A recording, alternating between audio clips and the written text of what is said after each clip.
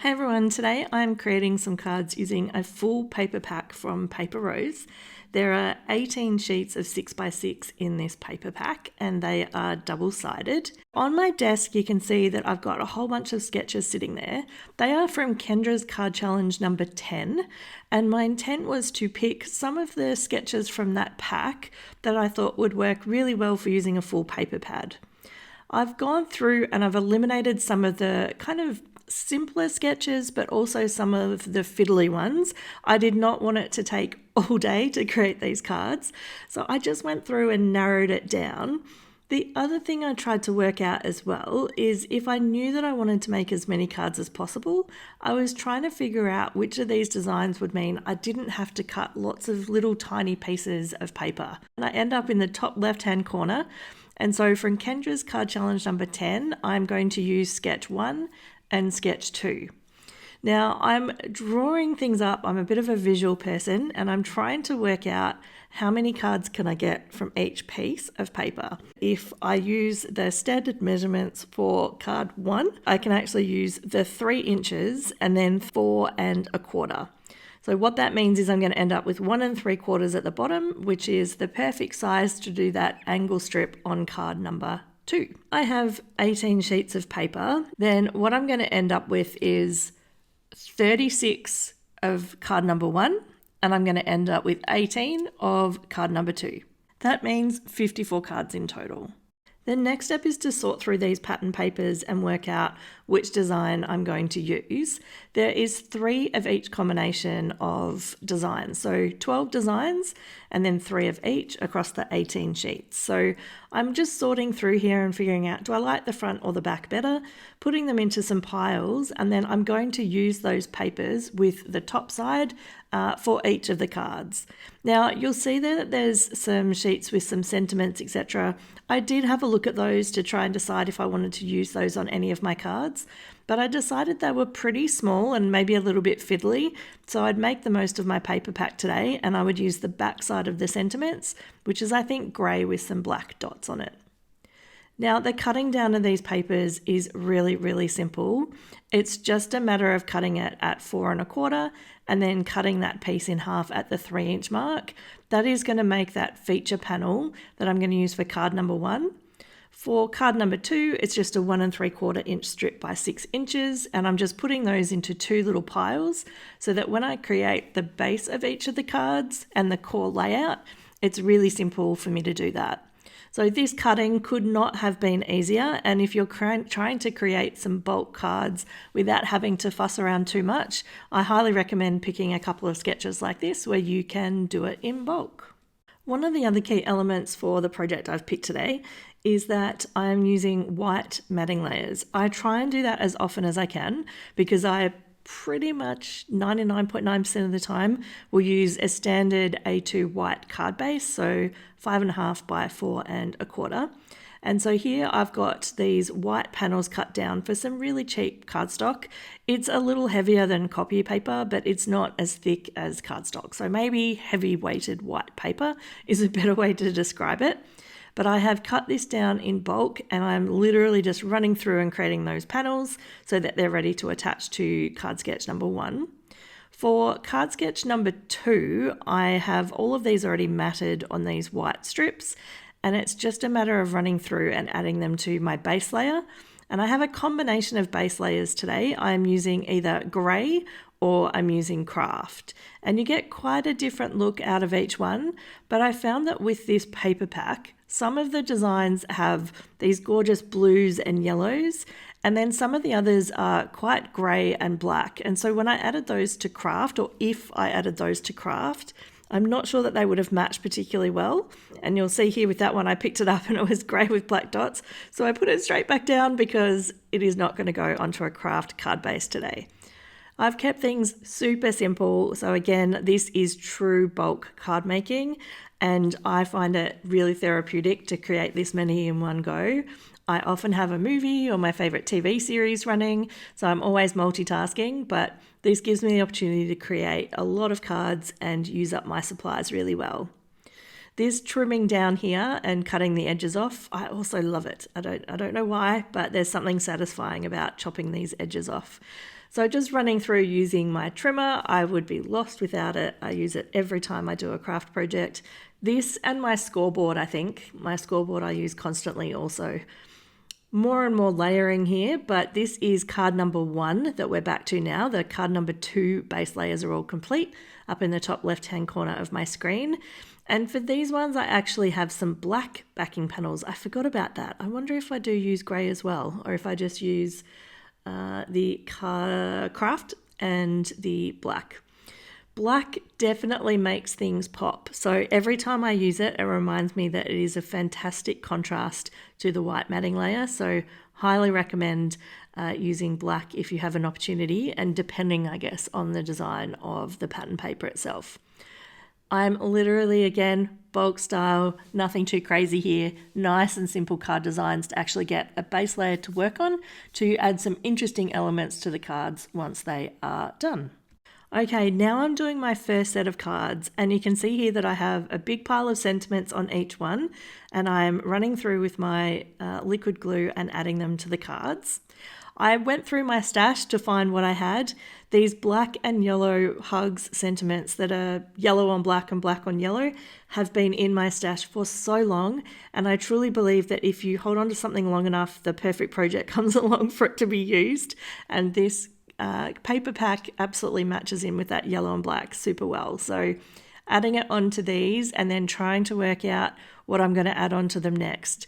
I would say this project probably sat on my desk for a couple of months, actually quite a long time, because I'm even using card sketch 1 and 2 from Kendras Card Challenge number 10. So challenge number 10, I think if I'm correct, ran through March through June. So these have definitely been a long time in the making, and using some of these little Lawn Fawn sentiments across this gorgeous paper with the bumblebees, I'm going to call those cards completed. The ones where I've got the hugs, or the ones with the little flowers in the top left, I decided that they were not interesting enough and they needed something else to be added, which for me is, I guess, a pretty bold move, because I like to create cards that are pretty simple and I don't like to really overdo it, but they definitely do look a little bit boring. They need something else. Just the honeycomb and the dots and the little flowers is not enough interest. So just running through, adding these base layers, and then I'll move on to another bundle and see what I come up with. So my next step was this die cut pack from Paper Rose. It's called Be Happy. So it doesn't match the Paper Rose paper pad that I used, but it's still bee themed and it's in the right color scheme. And so I decided I am going to use this entire pack and I'm going to finish my cards. So what I've done here is run through and picked out some of the bigger elements, and I've cut around the edge to get that little tab cut off. This was my alternate strategy to pulling them all out and then cutting off the little tabs. It worked quite well, I would say. Whether I have gotten over my frustration with having to cut out die cuts, I would say the answer to that's probably no. But I did run through and make sure that I cut all of these out, and then I used the entire pack when decorating these cards, which is often hard to do when there's lots of little elements in these die cuts. But I really pushed and stretched myself to make up some little collections and collages, and I will show those to you shortly as I put all of these together and decorate the cards. Okay, here we go. This is me trying to work out how to make an interesting card. I guess the color scheme matches really well. I do have some of those bright blue backgrounds there with the yellow flowers. I think that works really nicely, but you can't use all of the different ones on it. Well, I guess you could, but there's a lot of black in the die cuts. So I think as I was working through, I was trying to make sure they match the background really well. As I figure out that one's completed or I'm happy with it, I just put it in the top right-hand corner and consider it complete. And then I come back at the end and I glue everything together. So at this point, I'm really just trying to do the design and the layout, and then later I'll come back. I do include, though, it's worth noting, the sentiments. So I have some sentiments off to the side, and you'll see me bring some of those into the picture. And a lot of them are these Lawn Fawn banners, and many of them are just for you, or you are so awesome. They're generic statements that I could use for donating cards and for somebody that I have never met, which is always a bonus when you are a card maker and you give a lot of your cards away. If you're enjoying the video, it would be great if you could hit the like button. That is how YouTube knows that you're enjoying the video, or perhaps leave a comment below. Both of those do help the videos share to more viewers. All right, now the other question I have for you is I struggled when I was editing this video because I'm not sure. Do you prefer to see me making the decisions and creating the collages with the bits and pieces and doing the card layout? Or do you prefer to see me glue it all together? Now, in this video, I've left both, which means it's a slightly longer video than I would normally have. But I feel like you get to see the decisions I've made when I glue it together. But if I leave this part in, you can see how I change my mind or move things around. It would be really helpful for me to know which one you would prefer. And if you like to see both, then that's okay too. And maybe I can have a few videos here or there that are a bit longer. But I do try and make sure the videos are traditionally kind of, about 9 to 13 minutes, and this one's going to be possibly around 20. So let me know and I will see if I can accommodate that. I know not everyone likes the same thing, so maybe I can shake it up a little bit. One thing I learned when I was doing this project is that by creating the base layer with a couple of different layouts, when I used the die cuts, it was so much easier to figure out what to put where. Normally I'm using just one card sketch and I'm creating bulk cards. And when you do that, if you've got a particular piece of ephemera or some of these die cuts that don't work, you've really got nowhere to put them and you get completely stuck. Whereas at least having two layouts here, and two really simple layouts by the way, it meant that I actually found this quite straightforward. I think the die cut pack was pretty perfect as well. It had lots of little wasps and flies, and I say flies, not flies, lots of little bees.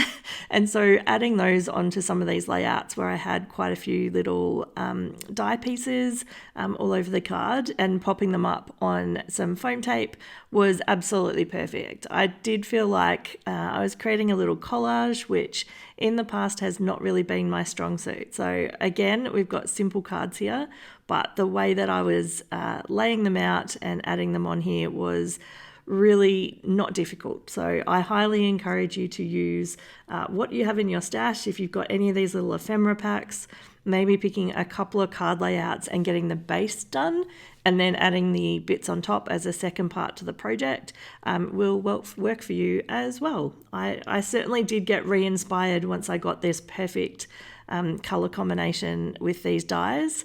Even though they're from the same company, they are definitely not from the same paper pack or design. So you can mix and match as long as you're pretty careful with it. So here you can see I started to add a little bit of height to some of the items, and you've got my little pile there of the little plastic bits off the back of foam tape. And I did that if I found I had something that would be really good with a bit of a shadow behind it, just as a little bit of extra interest. And for the most part, I was able to use just these little squares that I've had in my stash that I've been trying to work through. And in some instances, I did cut them in half just to create a narrower piece. But for the most part, these are quite big die cuts, so they worked out absolutely perfectly. Now, I did manage to get a lot of cards done with this die cut pack, but it did not get me through all 54 cards. I only had one pile that I was happy with without adding the die cuts on it, so they were in my completed pile. They were the ones with the gorgeous pattern paper that had flowers and bees and was really quite busy paper, so they were completed. I now have this pile here, which have all these amazing honeycombs and bees on top. Oh, they're the ones that were complete underneath. Those are the ones with the bees on the top right. Then I needed to work out what I was going to do next. So here's another look through of the ones that I created. I think a lot of people like to see the cards themselves, and I often just move on without showing them properly. So here is each one as designed, and a combination of card sketch 1 and card sketch 2. And here are the leftovers. So when I said I got through a lot of them, I did, but there's still quite a few that are left behind. I went through my stash to find out, do I have any leftovers from previous projects that would match in with this color scheme? And the one thing I found was some leftover headphones. So I'll put a link below to the project where I went through an entire A5 paper pack and created loads and loads of cards, birthday cards, with these headphones. And I'm using up a bunch of them here in the right color combinations for the cards. Now, it does not make sense to put headphones onto the bees, so I don't think I use them for card sketch number 2, which is the second from the left at the top. But I do run through and put them on top of the cute honeycomb papers, and then also on top of the grey with the black dots. Putting these together is really quite straightforward. This is a really cool die from My Favourite Things. It's really easy to assemble and it's perfect for cards for teenagers that love music or gaming or anything to do with headphones. Alright, once I ran out of those, I still had more cards to go. 55 is a lot, or 54 is a lot. And so what I'm using here is some leftover circle sentiments. I'm adding them onto this interesting circle die that I have that creates this little, I guess these little empty boxes around the edge. I don't really know how to describe it. I don't even know where it came from, but it's been in my stash for a long time. And when I add these little white circle sentiments on top of it, it just adds a little bit more interest than a plain black matting layer. So I've started to use this quite a bit when I'm creating elements that go onto a really simple card. So here I've got card sketch number 2 and I'm running through and just adding these offset, and it helped me finish off these ones that have the bees on it because I don't feel like I need to add too much more interest to those. So I'm just adding this happy birthday and those are complete. Now, the other ones do need something else, and I had a pack of just scraps of bits and pieces in a little Ziploc bag on my desk. One of the things that caught my attention was these strips of pink pattern paper.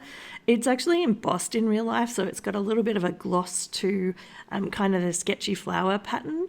And I thought I will use this up. I will mount it onto some scraps of white cardstock that are sitting on my desk. And then I added the teal to the middle. Now, I'm not completely sure that it matches with the yellow honeycomb, but I was rolling with it and using up leftovers and scraps and making sure this project was completed. So I ran through and I think I created 4 of these. And then again, a circle sentiment can save the day. I have just popped these on without any layering or anything this time because there was more interest in the card. So I just added 3 of those and then I have 3 more completed. Now, what I have left now is a whole bunch of this yellow paper with the flowers on it. And it wasn't interesting enough to, be a completed card, but it just needed one little element. So I found in my stash a whole bunch of these pre-colored, so I colored these previously myself with Copics, these gorgeous little Lawn Fawn fairies. And in the little Ziploc, I have a combination of the fairies in different colors, but then a whole bunch of little yellow fairy ones. So I'm sorting them now into colors and I'm doing the color of their dress to work out if any of these color combinations will match with my blue and yellow of the card that I've got created so far. The one thing I will note is I noticed that I colored these quite a while ago and a lot of them, their hair was quite faded. So it's like the Copics had not kind of held and they had faded away. So I was avoiding those ones that need a little bit of a freshen up, and I used the ones that looked just perfect. It just seemed to be some of the browns that I might have used for the hair on a few of them. Some were perfect and you couldn't tell that I coloured them maybe 2 years ago, but a few of them definitely need a bit of a top up before they're used. So I'm picking the ones here with the red dresses and the orange dresses, and then I think I used some of the purple. I just think they add a sweet little touch to a really simple card, and I was really glad that I was able to use something that was in my stash that I had pre-coloured to finish these all off. The cool thing was they actually worked for sketch number 1 and sketch number 2. You can see here with this one, I kind of fiddle around with it a little bit. I'm not really sure where to put the fairy. And then the one thing I decided next was where to actually put the sentiment. And because I wanted it to stand out, instead of putting it on the yellow, I put it on the blue just below. And what that meant is I added a little bit of interest that I could anchor the fairy to. And so now I'm able to pop a couple of these little fairies together, and they are, I guess, talking to each other or floating together on these cards, which is definitely looks really sweet in real life. I have put a link here to a video that I think you might enjoy. Have a great day.